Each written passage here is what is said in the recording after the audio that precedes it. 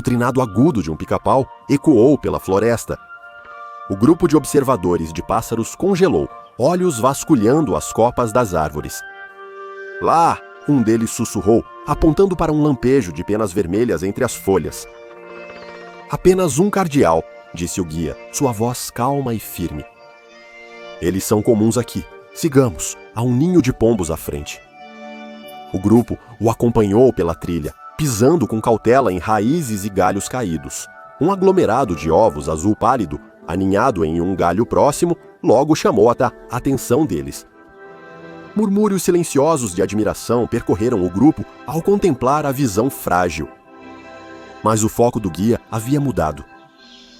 Seus olhos fixavam-se em uma videira, enrolada firmemente em um carvalho. Não parecia nada nativo. Suas bordas eram de um roxo profundo, e pequenos espinhos verdes brilhavam à luz solar. Fique aqui, ele disse, abaixando os binóculos. Seu tom mesclava curiosidade e desconforto. O guia se aproximou, suas botas fazendo um som suave ao pisar no chão da floresta. De perto, a videira parecia ainda mais estranha. Suas folhas brilhavam, capturando a luz do sol de forma quase sobrenatural. Elas se moviam levemente. Era um movimento sutil e deliberado. Algo não estava certo. O que é isso? Alguém gritou, afastando-se dos demais. Não sei, respondeu o guia, se agachando para olhar melhor. Seus dedos pairavam sobre a videira, hesitando. Não parece familiar, pode ser invasiva. Ele se inclinou, cuidadoso para não tocá-la. A videira se moveu levemente, suas folhas tremendo, mesmo que o ar estivesse parado. O guia hesitou. O movimento não era natural. Estranho, ele murmurou, recuando.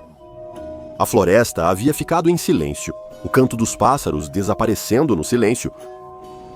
Sua mão pairava sobre a videira. As folhas brilhantes ondulavam suavemente, como se percebessem sua presença. Ele franziu a testa, afastando o pensamento perturbador. Deixe-me apenas... Ele começou, estendendo a mão com cautela. A videira explodiu em movimento, um borrão de verde que atacou antes que alguém pudesse reagir. Ela se lançou, torcendo-se como um chicote, e enrolou-se em seu braço com uma precisão aterradora.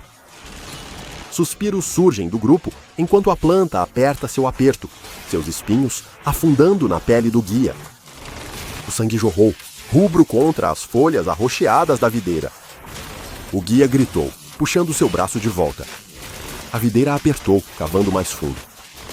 Ajudem ele! Alguém gritou em pânico. O grupo estava dividido entre a descrença e o temor. O guia se debatia, arranhando a videira com a mão livre. Mas a planta se movia com propósito, se ajustando a cada tentativa de se libertar. Tire isso de mim! Ele gritou, a voz falhando com a dor insuportável. Ele desabou de joelhos no chão da floresta. O grupo avançou, mas parou, paralisado pelo medo. Seu corpo convulsionou violentamente, os gritos se transformando em arquejos guturais, enquanto seus músculos se contraíam. O que está acontecendo com ele? Uma mulher sussurrou, segurando seus binóculos como se pudessem protegê-la. O rosto do guia se contorceu em agonia, olhos arregalados e vidrados. Está queimando, ele conseguiu dizer, sua voz rouca. Está dentro. Os espinhos se aprofundaram, fazendo o sangue fresco pingar no solo em correntes grossas e escuras. O corpo do guia se contorceu, a queimação se alastrando como fogo em suas veias. Um jovem observador de pássaros avançou, segurando um galho como ferramenta improvisada. Talvez possamos... A videira atacou antes que pudessem terminar, com um tentáculo estalando violentamente em sua direção. Eles tropeçaram para trás, gritando, largando o galho enquanto escapavam por pouco de seu alcance.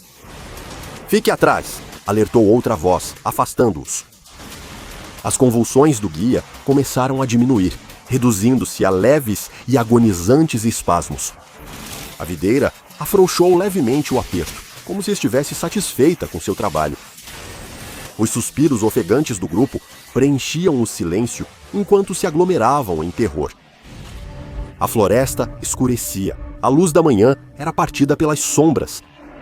O ar ficou denso e o silêncio substituiu os sons da vida selvagem. O guia tremia no chão, sua respiração era rasa e irregular. A videira se enroscava no braço dele com movimentos erráticos, porém intencionais. Toda a ajuda só agravou o problema. Ninguém ousou se mover agora. Então, com um grito gutural de desespero, o guia tateou o bolso. Seus dedos trêmulos envolveram uma pequena faca. A lâmina abriu-se com um clique agudo, reluzindo ao sol. "Fique parado!" alguém gritou, com a voz trêmula. O guia dispensou-lhe o conselho. Não havia tempo para a precisão. Rangendo os dentes, ele abaixou a lâmina na videira, serrando sua base com golpes furiosos. A planta parecia sentir o perigo. Seus tentáculos convulsionaram, apertando sua pegada em protesto. O espinho afundou mais fundo, rasgando sua pele e desenhando novos fluxos de sangue. Ele soltou um grito estrangulado, empurrando com mais força. Com um último golpe desesperado, a videira se partiu. Um pedaço dela continuou preso ao seu braço, o aperto afrouxando, mas ainda cravado na carne. O galho cortado se contorceu no chão antes de recuar para uma árvore, como um predador ferido. O guia cambaleou para trás, agarrando seu braço. Seu rosto estava pálido, gotas de suor escorriam de sua testa. Suas pernas trêmulas mal o sustentavam em pé. "Vamos sair daqui", ele sussurrou, sua voz rouca. O grupo agiu. 2 deles correram para apoiá-lo, colocando seus braços sobre os ombros dele. Os demais cercaram-nos em um círculo protetor, atentos a cada sombra na floresta. Eles se moviam o mais rápido possível, cada passo uma eternidade. Eles respiravam em rajadas curtas e apavoradas enquanto se apressavam pela trilha, olhando por cima dos ombros. Atrás deles, a videira balançava suavemente, suas folhas cintilavam como se nada tivesse acontecido.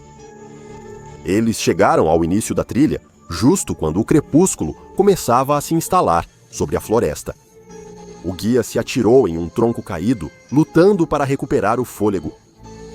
Um membro do grupo pegou um kit de primeiros socorros e, com mãos trêmulas, enfaixou o braço ferido. O pedaço de videira incrustado em sua pele exudava uma seiva escura e pegajosa, que parecia tudo, menos natural. "Você está bem?" Alguém perguntou, com voz apertada de urgência. O guia, pálido e assombrado, balançou a cabeça. "Isso... coisa..." ele murmurou, seus olhos voltando nervosamente para a floresta. "Eu nunca vi nada parecido." O grupo trocou olhares inquietos. Um deles pegou o celular e começou a ver as fotos tiradas mais cedo. As imagens da videira eram nítidas, seus espinhos reluzindo ao sol. "Você precisa contar para alguém", disse o outro, passando o telefone ao guia. As autoridades locais não ficaram impressionadas. O pequeno escritório cheirava com café velho e papel úmido. O guia sentou-se tenso diante de um oficial indiferente, com o braço bem enfaixado e o rosto contraído de dor. "Então você está dizendo que uma planta te atacou?" perguntou o oficial, com ceticismo. "Tem certeza de que não era apenas era venenosa? Ela pode causar coceira intensa." "Não era era venenosa", retrucou o guia, sua exaustão dando um tom áspero à sua voz. Ele pôs as fotos e anotações rabiscadas na mesa, com a mão tremendo de leve. "Isso não é normal. Você não vai achar isso em nenhum guia de campo." O oficial analisou as fotos com expressão enigmática. "Parece kudzu supercrescido para mim", disse ele, encolhendo os ombros e deslizando-as de volta pela mesa. A frustração do guia transbordou, talvez por você ter esbarrado com muita força. "Você não está ouvindo." Ele se moveu, enrolando-se em mim como uma cobra. "Está vivo." O oficial suspirou, reclinando-se na cadeira. "Farei um relatório, mas há pouco a se fazer sobre uma planta agressiva. Apenas evite a área." O guia saiu furioso, com o maxilar apertado e os punhos cerrados. As palavras do oficial o feriram, mas ele se recusou a deixar que fossem o fim. Naquela noite, ele reuniu suas anotações, fotografias e todos os detalhes que conseguia lembrar. Ele compartilhou os dados com uma rede de ONGs ambientais empenhadas em achar alguém que o ouvisse. Sem o conhecimento do guia, suas evidências chegaram a pessoas muito mais dispostas a agir. No âmago da Fundação SCP, um arquivo foi aberto. Comportamento predatório incomum e videiras móveis indicam possível risco biológico. Um agente leu rapidamente em voz alta. Seu superior respondeu prontamente: envie uma equipe. Se metade for verdade, vale a pena conter. E assim, a atenção da Fundação se voltou para a floresta silenciosa. Seu segredo não estava mais escondido. A escuridão caiu sobre a floresta, com os caminhos agora envoltos em sombras. Os veículos da Fundação pararam logo após o início da trilha. Seus motores se acomodando em um rosnado baixo e ameaçador antes de desligarem. Os agentes saíram um a um, seus movimentos rápidos e eficientes. Vestidos com equipamento tático, seus rostos ocultos atrás de viseiras refletivas perturbavam a quietude. Vamos retraçar o caminho do relatório, disse o agente líder, abrindo um mapa e apontando para a trilha. Yu, Aryu e Katruayun Shikois. Fiquem atentos. Trataremos isso como uma anomalia, até provarmos o contrário. A equipe se moveu em formação, suas botas fazendo um som suave ao pisar no chão da floresta. Luzes de sangue em seus equipamentos lançavam feixes agudos na escuridão. Cada farfalhar de folhas ou estalar de galhos os deixava tensos, mas eles continuavam avançando, com disciplina inabalável. Olhos no alvo, sussurrou alguém atrás da equipe. À frente, a videira entrou em vista. Era indiscutivelmente maior do que as fotos revelaram. As folhas, tingidas de roxo profundo, cintilavam fracamente sob a luz pálida da lua. Os espinhos verdes brilhavam ameaçadoramente, mais afiados que o relatório inicial indicava. As gavinhas da videira enroladas na árvore se estendiam para fora, como se procurassem algo ou alguém. O agente líder ergueu a mão, sinalizando para a equipe parar. Varredura térmica, ordenaram, com tom firme apesar do peso do momento. A equipe se preparou, seus equipamentos zumbindo suavemente, enquanto a floresta parecia observar. Um dos agentes avançou, portando um dispositivo portátil. A tela piscou, mostrando um mapa de assinaturas de calor. Um brilho suave pulsava do núcleo da videira, intensificando-se a cada segundo. Está reagindo a nós, murmurou o agente, abaixando o scanner. A videira se moveu sutilmente, seus tentáculos buscando a fonte de calor mais próxima. A equipe implantou um braço robótico, suas juntas mecânicas clicando suavemente ao se estender em direção à videira. Na ponta do braço, tesouras brilhavam sob os holofotes, prontas para cortar. A videira respondeu na hora. Um tentáculo atacou, atingindo o braço com força o suficiente para fazê-lo recuar. O operador apertou o controle, estabilizando a máquina e manobrando-a para longe de outro ataque. Comportamento defensivo, notou o agente líder, sua voz serena apesar da tensão. Monitore seus movimentos. O braço robótico ajustou seu movimento, balançando antes de se lançar. As tesouras se fecharam com um estalo, cortando uma pequena seção da videira. O pedaço cortado se contorceu violentamente. Foi preso rapidamente em um tubo de contenção, com a tampa selando em um sibilo agudo. A videira principal ficou mais agressiva. Tentáculos dispararam, atingindo a equipe com precisão. Os agentes recuaram cautelosamente, mantendo suas luzes direcionadas para a planta avançada. Os tentáculos se esticavam em direção aos corpos quentes, observou um agente. Outro olhou para o scanner térmico. A assinatura de calor aumenta toda vez que se move. Está caçando. O agente líder levantou a mão. Recuem! Mantenham distância! A equipe recuou cautelosamente, enquanto a videira prosseguia sua perseguição implacável. Seus tentáculos se esticaram mais, quase tocando a bota do agente externo antes de recuar. Após alcançarem uma distância segura, o agente líder ativou seu comunicador. Amostra assegurada, comportamento documentado, retornando à base. A floresta permaneceu assustadoramente silenciosa, enquanto a equipe desaparecia nas sombras, com os tentáculos da videira se contorcendo, como se planejassem seu próximo passo. Os agentes trocaram olhares cautelosos, apressando-se ao deixar a videira para trás. A floresta parecia mais escura agora, cada sombra uma possível ameaça. Um farfalhar na vegetação rasteira quebrou o foco deles.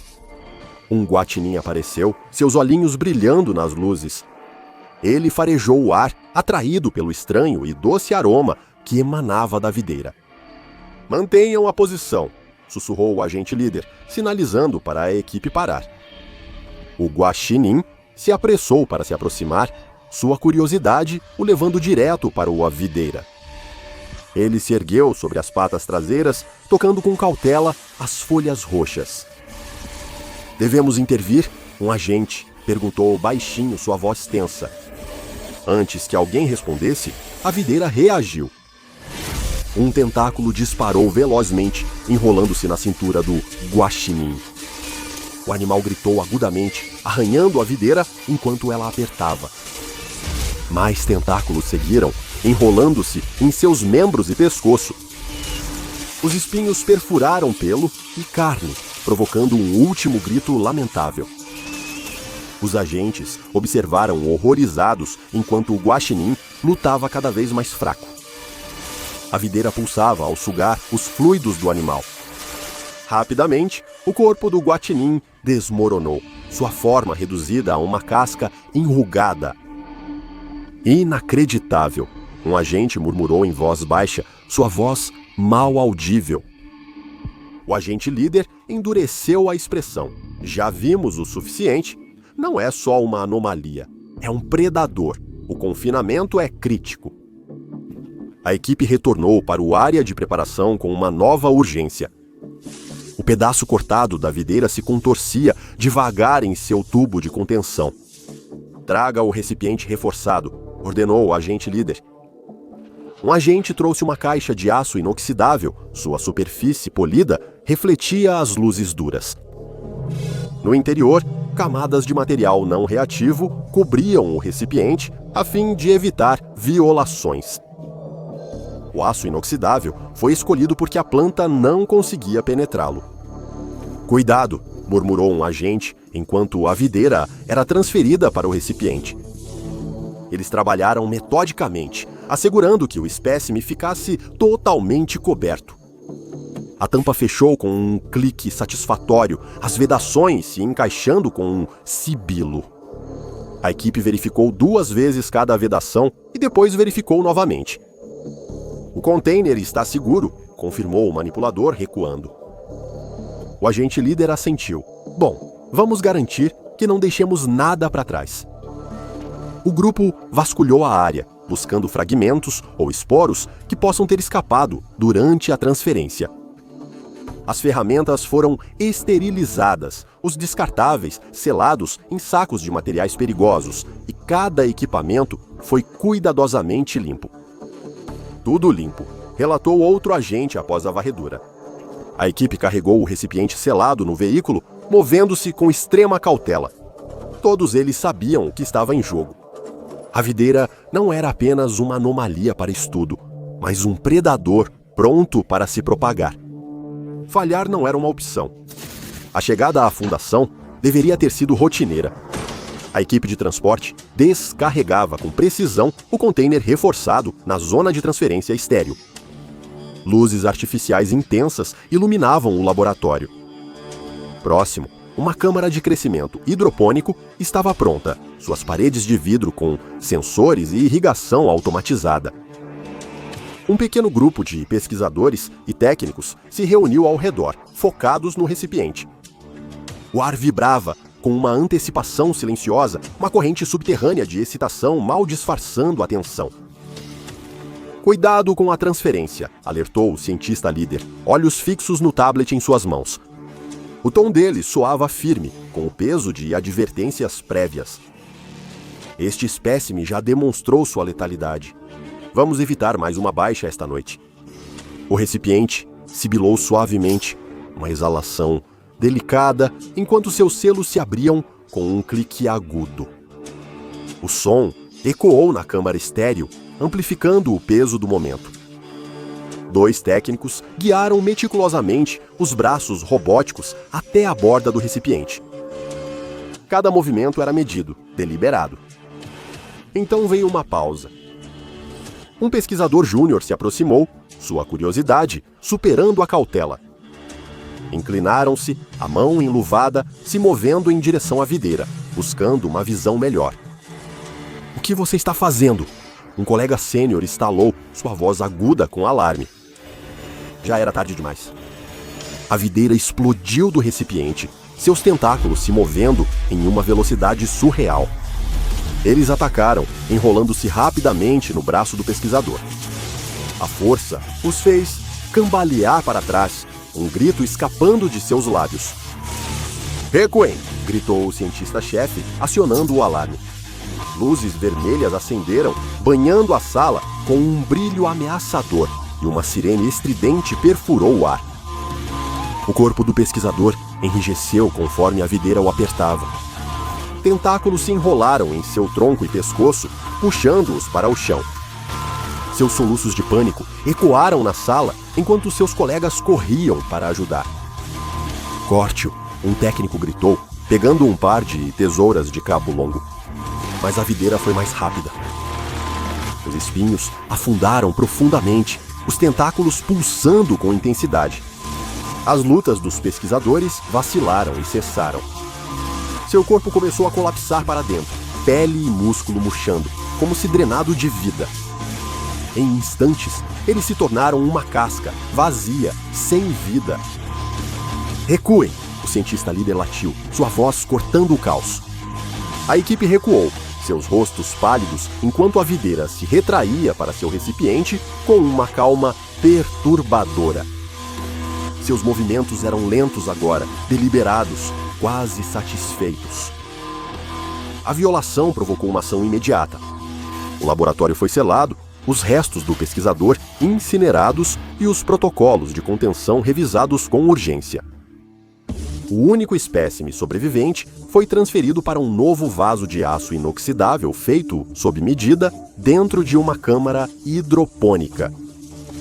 O material não poroso do vaso impediu que as raízes da videira se estendessem além de seus limites. Sistemas automatizados gerenciavam seu ambiente, fornecendo água, nutrientes e iluminação controlada sem intervenção humana.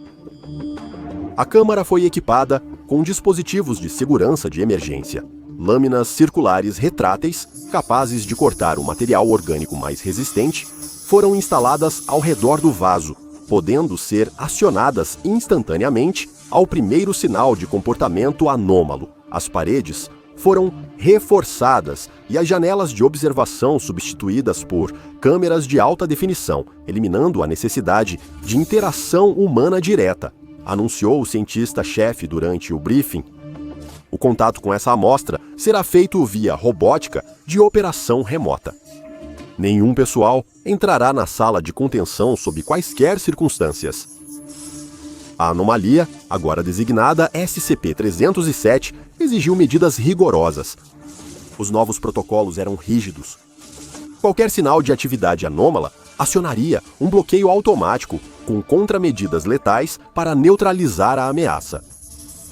Dentro da câmara, o SCP-307 parecia adormecido. Seus tentáculos enrolados frouxamente no vaso de aço inoxidável, balançando levemente com a ativação do sistema de irrigação automático. Mas aqueles que monitoravam as imagens das câmeras notaram algo perturbador. A planta parecia se mexer sutilmente, de forma quase imperceptível, sempre que um corpo quente se movia na sala de observação. Por enquanto, o confinamento se manteve. Mas os conhecedores do comportamento do SCP-307 sabiam de uma verdade arrepiante. Estava esperando. Holofotes brilhantes iluminavam a câmara enquanto os pesquisadores se preparavam para a próxima fase de testes. Além do vidro reforçado, um braço robótico se estendia em direção ao plantador com uma pequena gaiola. Dentro, um rato de laboratório branco pressionava contra as barras, seus bigodes tremendo nervosamente. Liberando o sujeito de teste, veio o anúncio pelo interfone. A porta da gaiola deslizou aberta e o rato correu para o chão da câmara. Por um instante, nada ocorreu. Os tentáculos do SCP-307 permaneceram imóveis enquanto o rato farejava o ar, hesitando ao se aproximar do vaso. Então as vinhas atacaram. Um tentáculo avançou velozmente, enrolando-se com firmeza ao redor do meio do rato. O animal soltou um guincho agudo, seu corpo contorcendo-se em vão contra o aperto implacável da planta. 4 tentáculos seguiram, enrolando-se em seus membros e cabeça com uma precisão que era tão eficiente quanto aterrorizante. Tempo de cordação, 6 segundos, notou o pesquisador, sua voz clínica mascarando a tensão na sala.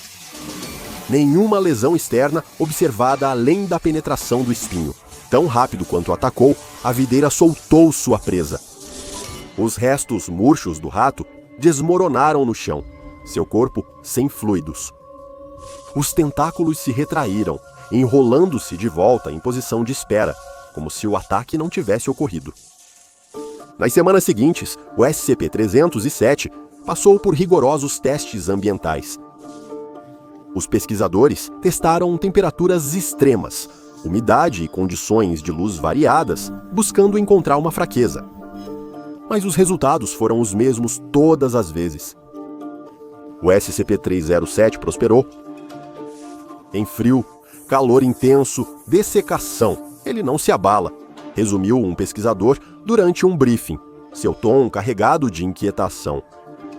Seu crescimento é praticamente indestrutível, independente das condições. A análise detalhada dos espinhos e raízes do SCP-307 revelou fatos mais perturbadores. Os espinhos continham um composto poderoso capaz de paralisar a presa em segundos. Enquanto isso, as raízes exibiam uma estrutura celular extraordinária, permitindo-lhes penetrar quase qualquer material, orgânico ou inorgânico. O aço inoxidável era uma das poucas exceções que justificavam seu uso contínuo na contenção. Mas as revelações mais alarmantes vieram durante os experimentos comportamentais. Em um teste, diversos animais presos foram inseridos na câmara ao mesmo tempo. SCP-307 reagiu imediatamente. Seus tentáculos se moviam com precisão assustadora, mirando áreas vitais, imobilizando cada animal em segundos. Os movimentos da planta eram eficientes e deliberados, conservando energia enquanto garantiam a máxima eficácia. Um pesquisador notou em um briefing que não está apenas reagindo. Está calculando, priorizando. Apelidamos de Spider Ivy por um motivo. Outro experimento intensificou o pavor. Quando braços robóticos foram inseridos na câmara, o SCP-307 se adaptou. Os tentáculos da planta manobravam com táticas de flanqueamento, encurralando os dispositivos mecânicos de uma maneira que sugeriu uma estratégia deliberada, não apenas caçando. Estava aprendendo. O apelido Ivy Spider logo se tornou um rótulo de alerta. O perigo se tornou evidente durante um teste de rotina com um sujeito da classe D. Usando um traje reforçado, o indivíduo foi instruído a se aproximar do SCP-307 com um scanner térmico. Ao entrar na câmara, os tentáculos da planta se contorceram, reagindo ao calor. Mantenha 2 metros de distância, alertou o pesquisador-chefe pelo intercomunicador. Mas o SCP-307 tinha outros planos. Um tentáculo disparou, além de seu alcance normal, enrolando-se no braço da classe D. O traje protetor ofereceu pouca resistência. Espinhos perfuraram o material, injetando um veneno paralisante. O sujeito gritou, seu corpo se contorcendo enquanto a planta apertava seu domínio. "Implante as lâminas", ordenou o pesquisador-chefe. O sistema de segurança foi ativado de imediato. Lâminas circulares desceram, cortando os tentáculos com precisão. Seções cortadas da videira se debatiam selvagemente, soltando a classe D, que caiu no chão ofegante. Mas a crise não havia acabado. Os fragmentos do SCP-307 começaram a se desenvolver de forma independente, com tentáculos se espalhando pelo chão e paredes da câmara. Sua expansão rápida era diferente de tudo que a equipe havia observado antes. Selo a sala, veio o comando urgente. As portas bateram com força enquanto a equipe de contenção lutava para recuperar o controle. O novo crescimento da planta murchou sob o ataque, enrolando-se para dentro conforme sua expansão era interrompida. Quando o tal local foi oficialmente declarado seguro, o sujeito da classe D jazia imóvel no chão, seu corpo grotescamente alterado. Uma autópsia revelou a terrível extensão da invasão do SCP-307. Uma brecha perto da placa facial do traje isolante permitiu que um tentáculo, rotulado como Vinha B, penetrasse no corpo do sujeito. Por dentro, os resultados espelhavam os de testes animais anteriores. Os órgãos internos foram substituídos por uma rede intrincada de raízes que se estendiam pelo esqueleto. No núcleo desta rede, uma semente foi descoberta alojada dentro do crânio do sujeito. Brotos já despontavam rumo às cavidades oculares, iniciando outro ciclo de crescimento. Os restos do sujeito da classe D foram incinerados, com sombrios achados reforçando a terrível adaptabilidade da planta e as consequências fatais de qualquer falha de contenção. SCP-307 foi classificado como Keter desde então. Essa anomalia lembrou severamente que até as criações mais simples da natureza podem se tornar as mais aterrorizantes.